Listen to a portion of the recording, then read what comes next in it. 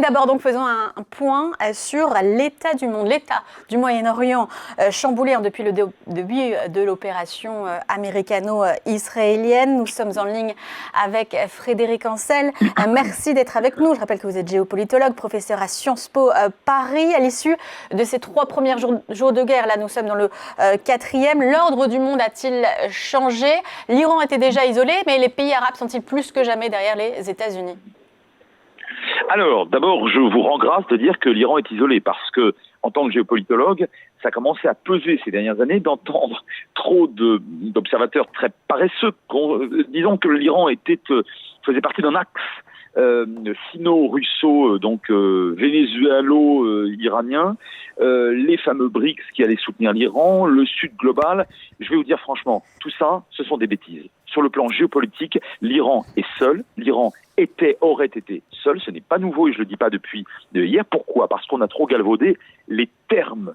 Sur le plan lexical, les choses sont extrêmement claires. Une alliance militaire, c'est ce qui existe par exemple aujourd'hui entre la France et le Royaume-Uni, à plusieurs titres d'ailleurs, ou entre la France et les Émirats arabes unis, on pourrait y revenir, mais certainement pas les différentes coopérations existantes, mais non militaires, entre Moscou, Pékin et Téhéran. Autrement dit, pour vous répondre concrètement, oui, l'Iran est seul, et c'est d'ailleurs vrai aussi dans la région, puisque, outre les fameux proxys, donc des groupes infra-étatiques, le Hezbollah qui est en ce moment qui est combattu par Israël, les Houthis au Yémen, enfin qui ne sont pas très puissants, et les milices irakiennes qui face à des avions qui ne sont pas très très efficaces, si vous m'en croyez, l'Iran est effectivement seul, et de toute façon c'était joué. Ce régime islamique était seul. Alors du coup, les pays arabes, eux, se retrouvent plutôt derrière les États-Unis, surtout qu'ils sont frappés par l'Iran. Est-ce qu'on peut parler du coup d'une consécration des accords d'Abraham qui ont été signés en 2020, d'abord les Émirats arabes unis et le Bahreïn, et bien sûr pour la normalisation des relations avec Israël, mais orchestrées par les États-Unis? La réponse est oui. Je pense qu'on a trop tendance encore ici en France et en Europe occidentale à demeurer sur un vieux schéma d'un conflit qu'on qualifiait, à juste titre, pendant 30-40 ans, d'israélo-arabe. Mais ce conflit n'existe plus. Son noyau dur, malheureusement, lui, il existe encore, c'est le conflit strictement israélo-palestinien. Mais on l'a vu malheureusement ces 2 dernières années de manière très violente. Mais de conflits interétatiques israélo-arabes, il n'y en a plus, et il n'y en a plus depuis de longues années. Alors vous avez raison de rappeler par ailleurs que les accords d'Abraham connaissent aujourd'hui leur consécration, mais je vous dirais que c'est même pas tellement nouveau, parce que pendant les 2 ans de guerre à Gaza, ni les Émirats arabes unis, que vous avez mentionné avec raison, ni Bahreïn, ni le Soudan, ni le Maroc, ne l'oublions pas, n'ont remis en cause ces accords. Vous comprenez? Alors c'est pas maintenant, face à une république islamique d'Iran qui de toute façon a toujours été honnie par des régimes à la fois, donc vous l'avez dit, arabes et non pas perses par définition, mais également sunnites et non pas chiites, c'est donc pas maintenant qu'ils vont se retourner contre Israël et les États-Unis. Donc on est plus que jamais face à un impérialisme et un interventionnisme américain désormais. Oula, alors attention, parce que interventionnisme, oui, concrètement les Américains interviennent. Alors dans un cadre complètement baroque et nouveau, puisque Trump n'est pas un néoconservateur, ce qui l'intéresse c'est ni la démocratie ni le changement de régime politique en Iran ou ailleurs. C'est pas non plus un isolationniste, on le voit bien, mais c'est pas non plus un réaliste. Donc c'est quelque chose qui est tout à fait hors cadre. Maintenant, quand vous me parlez d'impérialisme, là, la thématique, ce terme, il est extrêmement subjectif en réalité, parce qu'il y a eu, moi je suis prêt à vous le concéder, mais il y a aussi un impérialisme iranien dans la région, de la même manière qu'il y a un impérialisme de pas mal d'États ou de régimes politiques aujourd'hui à travers le monde. Oui, évidemment. Alors, mais comment regardez-vous sur l'opération militaire, la collaboration entre États-Unis et Israël? C'est la première fois qu'ils lancent une guerre comme ça, conjointe. Qu'est-ce que ça montre en fait de leur... là, on peut parler évidemment d'une alliance. Oui, absolument. Eh ben, ça montre effectivement que là encore, beaucoup d'observateurs tentant de chercher la petite bête entre ces 2 États ces dernières années, ont considéré qu'il y aurait nécessairement un éloignement des objectifs. C'est rigoureusement faux, et je l'ai toujours dit et écrit. Les États-Unis et Israël, c'est la première fois. La première fois, depuis toujours, qu'ils participent effectivement, vous l'avez bien dit, à une intervention militaire à la fois conjointe, offensive et massive.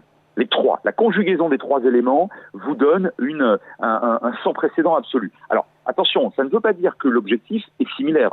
L'objectif pour Israël, il est existentiel. C'est la chute de ce régime qui fait la guerre depuis 1979 pratiquement. Bon. Alors que pour les États-Unis, pour Trump en tout cas, je le répète, c'est un moyen d'une stabilisation régionale à laquelle il appelle et qui constitue son objectif ultime, mais enfin c'est qu'un moyen. Si demain le régime ne dispose plus de capacités balistiques, ne peut plus se défendre et s'est éloigné définitivement de la bombe, je vais vous dire franchement, Trump, il va arrêter la guerre tout de suite, aux grandes dames de Netanyahou, parce que c'est pas son truc. Hein. Alors, on est sur une stratégie commune, pour résumer, mais pas nécessairement sur un objectif commun. Oui, mais justement, Donald Trump, est-ce qu'il ne pourrait pas avoir cet objectif aussi mémoriel? Il commence à en parler dans ses prises de parole, à rappeler 79, la prise en otage à l'ambassade des États-Unis, aussi l'attentat au Liban en 1983 qui a fait quand même 250 morts parmi les militaires américains. Il se vengerait par là, il vengerait le peuple américain de ces attentats. Ouais, moi je vous dirais que c'est une propagande justificatoire. Ça ne veut pas dire que c'est pas vrai, ça veut pas dire que l'armée américaine ne se sont pas vengés, entre parenthèses, c'est vrai aussi pour l'armée française. Je rappelle que 58 de nos parachutistes avaient été massacrés par le Hezbollah directement sous les ordres de l'Iran et de feu Hafez al-Assad, le père de Bachar en Syrie à l'époque. Bref. Donc oui, non mais très bien, bien sûr, mais si l'Iran, si le régime iranien, il y a quelques années, quelques mois, peut-être encore quelques semaines, avait accepté d'abandonner la course à la bombe, aujourd'hui il n'y aurait pas de guerre. Donc, si vous voulez, Trump, sa vulgate va au secours de son offensive. Mais ça, vous savez, c'est pas nouveau. À la guerre, tout le monde joue de toute propagande possible. Oui. Qu'est-ce que changerait une opération terrestre pour l'instant?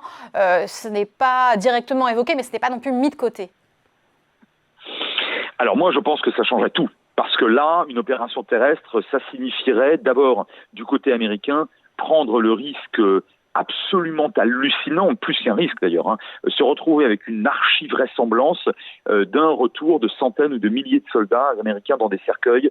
Et ça, je veux dire, pour l'opinion publique américaine, c'est juste inimaginable. Et à quelques mois des midterms, je pense que ça ne serait pas pardonné. Et ça ne serait même pas pardonné à Trump par sa base MAGA, dont je rappelle qu'elle n'est pas du tout néoconservatrice et qu'elle n'est pas du tout favorable aux guerres à l'étranger. Autrement dit, je n'y crois pas. Alors attention, des commandos sur le terrain, comme il y en a déjà, ça je peux vous le dire, des commandos israéliens et américains sur le terrain, oui, mais certainement pas une intervention massive façon Irak 2003. Ça, j'y crois pas. C'est vrai, parce que hier, Pete Hegseth a complètement réfuté le fait qu'il y ait des Américains sur place. Est-ce qu'on peut imaginer l'ampleur de l'espionnage, en revanche, qu'il y a sur place? Parce que, par exemple, on sait que le corps de l'ayatollah Khamenei a été retrouvé. C'est bien que sur place, il y a des gens qui travaillent pour le Mossad ou la CIA qui ont fait le travail.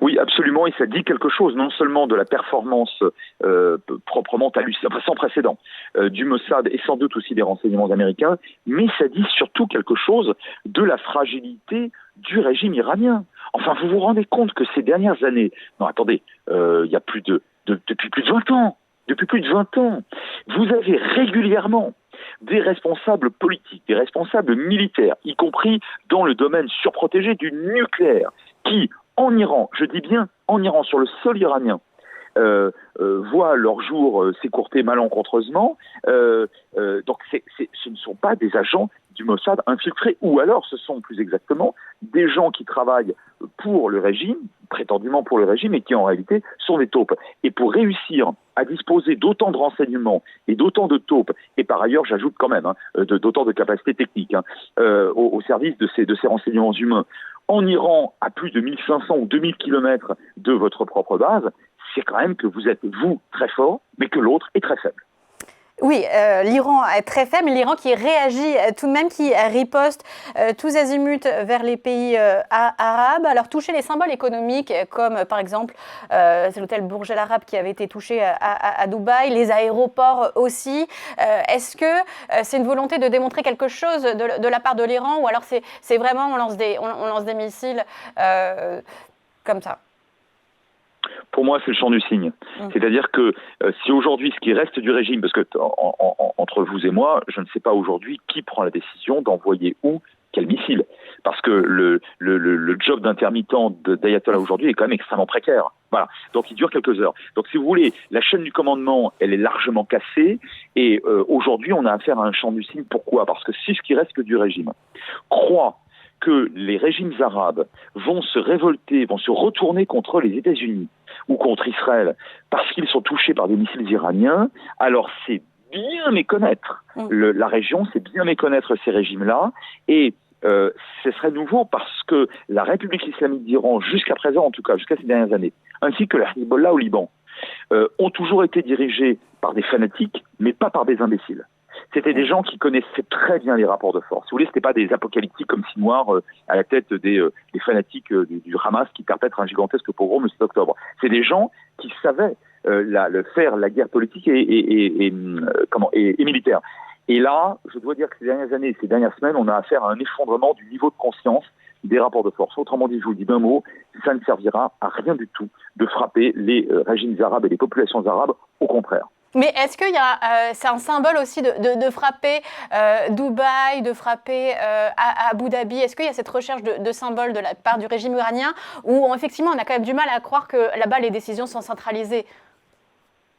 Oui, c'est l'Occident pourri et corrompu, oui. Parce qu'il ne faut quand même pas oublier que dans la République islamique d'Iran, il y a islamique quand même, mais au sens islamiste du terme, pas au sens évidemment de simples musulmans. Et là, quand vous écoutez, quand vous lisez la propagande depuis Khomeini en 79, et bien avant d'ailleurs, avant quand il était déjà dans l'opposition, c'est une propagande multiquotidienne, violemment anti-occidentale et violemment opposée à ce qu'ils considèrent comme des traîtres. Et qui sont les traîtres en faveur de l'Occident? Bien évidemment, ces États arabes, les Arabes du Golfe, dont le symbole, vous avez raison d'évoquer ce terme dont je me méfie d'habitude, mais là vous avez raison d'employer, le symbole c'est évidemment le tourisme, évidemment le hub sur le plan de l'aviation et du tourisme, qui correspond bien sûr aux villes des Émirats, et c'est finalement quelque part aussi le Qatar, qui pourtant n'est pas soupçonnable d'être humaniste, et c'est le moins qu'on puisse dire. Mais enfin, le Qatar qui accueille la plus grande base américaine dans la région. Donc tout cela, c'est honni et détesté par le régime iranien. Le régime iranien qui tente aussi de bloquer le détroit d'Ormuz, alors le détroit qui est d'ailleurs de facto bloqué car dangereux, mais c'est quand même une mission totalement suicide pour Téhéran parce que c'est lui qui profite notamment par les exportations de pétrole vers l'Inde et la Chine de sa manne pétrolière. Absolument, c'est pour ça que je vous parle d'un chant du cygne. C'est que là, l'Iran ne se tire même plus une balle dans le pied, là c'est vraiment du suicide. Mais en même temps, ça signifie peut-être, sans doute, je ne sais pas, peut-être ou sans doute, que le régime ou ce qu'il en reste considère que c'est perdu. Et donc perdu pour perdu, qu'est-ce que vous faites? Votre ultime chance peut-être, de faire reculer les Américains parce qu'il y aurait trop de soldats tués, ou de faire reculer les alliés arabes, ou de soulever les opinions arabo-musulmanes. Je rappelle qu'il y a 1,8 milliard de musulmans dans le monde contre les Américains et les Israéliens. Ce serait de faire ça, mais je pense que ça ne marchera pas. L'équilibre du Golfe, si l'Iran devient plus démocratique, plus intégré mondialement, ça ferait concurrence à une Arabie saoudite, aux Émirats. Qu'est-ce que ça pourrait changer dans les équilibres régionaux? Je vous félicite parce que je vois que vous connaissez parfaitement la question, parce qu'en réalité l'Arabie saoudite, les Émirats notamment, mais surtout l'Arabie saoudite, bien sûr qu'ils ont toujours craint ce régime, notamment pour des raisons d'ailleurs religieuses, parce que l'activisme pan-chiite les gênait considérablement. Sauf qu'en réalité, l'embargo pétrolier, dans une certaine mesure, il est partiel cet embargo, puisque vous l'avez très bien rappelé, l'Iran ne tient d'ailleurs plus que comme ça, en envoyant du brut, d'ailleurs à des prix très très très bas, à l'Inde et à la Chine. Mais en réalité, ce régime affaibli, c'était plutôt pas mal pour ces pays-là. Donc si demain, alors démocratie ou pas, d'ailleurs je crois que c'est pas tellement de problème, mais si demain un régime, on va dire, rationnel, pragmatique, pourquoi pas par exemple dirigé par le fils du Shah, se mettait en place et que l'ONU, les États-Unis bien sûr, levaient toutes les sanctions, eh bien ça redeviendrait un État extraordinairement concurrent sur le plan économique et pétrolier, et voire même gazier. Et donc là, je pense qu'il y aurait de nouveaux bisbis, mais enfin, ce serait quand même sans doute beaucoup plus stable qu'avec la République islamique d'Iran.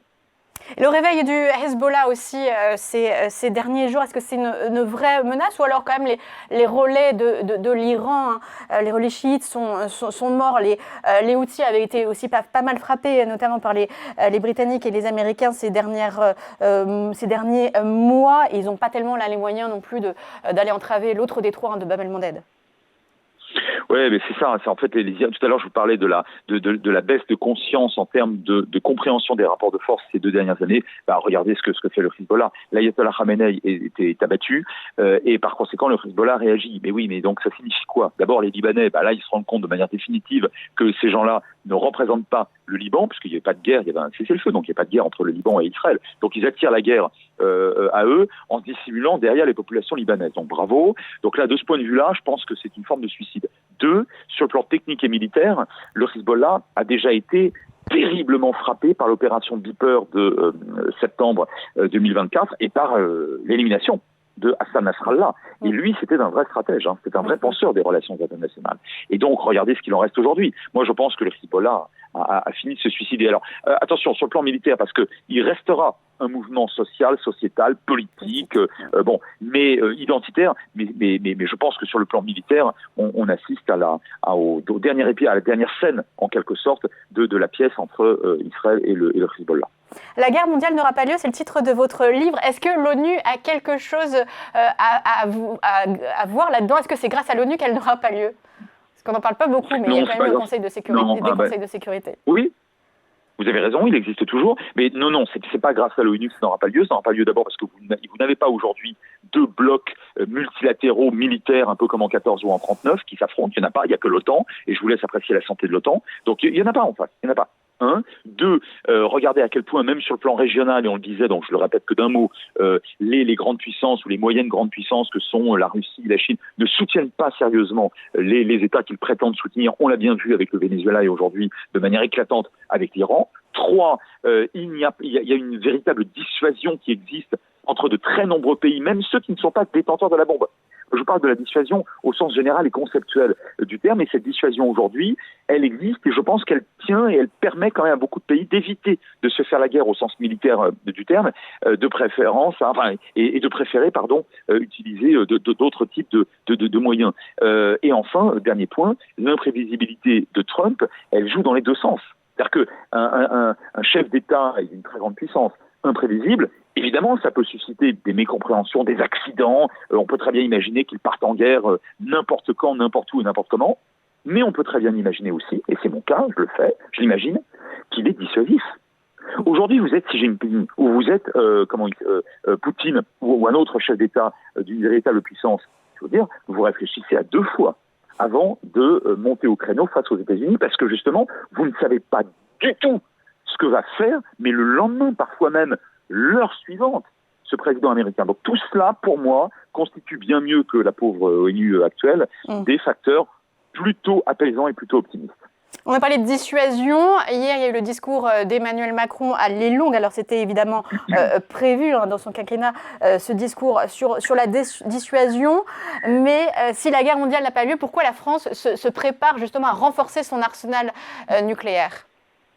Eh bien justement, elle se prépare, elle a parfaitement raison de se préparer pour une raison simple, j'évoquais le mot il y a un instant, la dissuasion, dans tous les cas de figure, là en l'occurrence du nucléaire, mais la dissuasion dans tous les cas de figure est, me semble-t-il, le meilleur pourvoyeur de la paix, le meilleur ami de la paix. Le pacifisme est son pire ennemi. Quand vous êtes pacifiste, vous adoptez une posture, pas seulement un positionnement ici ou là, une posture qui, quelles que soient les circonstances, dit à l'ennemi qui n'entretient pas forcément vos valeurs humanistes et fraternelles, que en fait, il peut y aller. Ça ne lui coûtera pas grand-chose, il peut vous croquer, de toute façon, vous ne réagirez pas. À l'inverse, quand vous dites au monde entier, voilà ce que nous avons, voilà ce que nous aurons et voilà ce que nous allons avoir, parce que le monde se brutalise, comme l'a rappelé le président de la République, ce sont ses propres termes, il a parlé de brutalisation, et il a raison. Eh bien, ça fait réfléchir à 2 fois un adversaire potentiel. Donc, je ne dis pas... Donc, ce que je vous dis, c'est qu'il y a d'autant moins de chances qu'on sombre un jour dans une 3e guerre mondiale que les puissances, notamment les puissances démocratiques comme la France, s'y seront préparées et auront préalablement, en amont de tout risque et de toute menace, prévenu les adversaires potentiels que ça leur coûterait tellement cher de faire la guerre qu'il vaut mieux qu'ils ne la fassent pas. Mais les Européens se tortillent et ont peur d'utiliser la force. Ça, c'est la citation hier de Pete Hegseth lors d'une conférence de presse. Est-ce que vous êtes d'accord ? Est-ce qu'on peut être craint, nous, ou pas ? Alors, les Européens se tortillent. Je ne sais pas s'ils se tortillent, mais je crois pouvoir affirmer que ces dernières années, enfin, il y a prise de conscience. Prise de conscience de quoi? De la nécessité d'apparaître, nous aussi, Européens, comme une puissance globale. Qu'est-ce que j'appelle modestement, chère mademoiselle, la puissance globale? C'est une puissance qui ne s'inscrit pas seulement dans l'une des deux dimensions historiques de la puissance que j'appelle la puissance économique, qui est importante, hein. On y est parvenu, on l'a fait, c'est formidable. Mais c'est d'assumer aussi l'autre dimension historique de la puissance, c'est celle que j'appelle la politico-militaire. Or, celle-ci, qu'on le veuille ou pas, elle est primordiale. Et donc, tant que l'Europe n'ira pas, évidemment, on ne pourra pas jouer dans la cour des grands lorsqu'il y aura une crise importante. Et c'est la raison pour laquelle je crois que depuis quelques années, ces derniers mois, et notamment depuis hier, donc bravo d'avoir rappelé ce qui a été dit et annoncé, en plus dans une scénographie particulière quand même, hein, et très réussie, et très dissuasive à mon avis. Hier, je pense que l'Europe est enfin en train d'accepter l'idée d'assumer la puissance globale. Alors que peut-être l'issue maintenant pour Donald Trump sur cette guerre? Oula, alors ça c'est vraiment la question la plus difficile parce que je ne suis bien sûr pas prophète. Je pense que la capacité de nuisance balistique et nucléaire de l'Iran est morte.